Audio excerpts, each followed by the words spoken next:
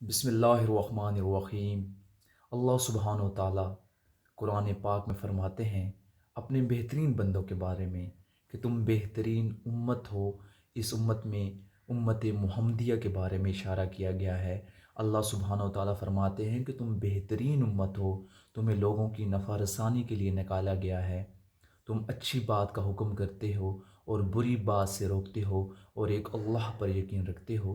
یہ ایک مومن، ایک بہترین مسلمان کی خصوصیات کی طرف اشارتاً بتایا گیا ہے کہ ایک مومن اچھا مسلمان جو ہے وہ خیر کو بانٹتا ہے، وہ اچھائی کو بانٹتا ہے، وہ لوگوں کے چہروں کی مسکراہٹ کی وجہ بنتا ہے، وہ لوگوں کو خیر کے راستے پہ لے کے آتا ہے۔ تو خدا را زندگی میں ایسے بنیے کہ آپ کی وجہ سے کسی ایک انسان کی زندگی راہ راست پر آ جائے، تاکہ اللہ تعالیٰ آپ سے خوش ہو جائے اور آپ کو آخرت میں کہے۔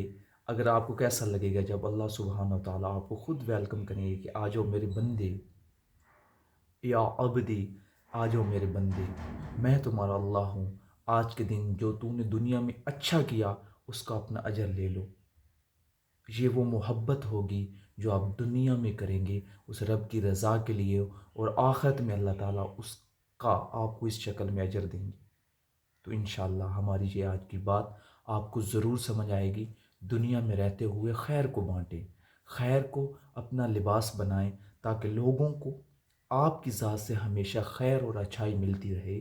انشاءاللہ میں بھی اس کام کو پوری زندگی کروں گا، اچھائی کو بانٹوں گا، خیر کو بانٹوں گا، اور اللہ کے بندوں کے ساتھ ایسے جڑا رہوں گا، اور آپ بھی اس بات کی کوشش کریں گے۔ بہت شکریہ، تھینک یو، اللہ حافظ۔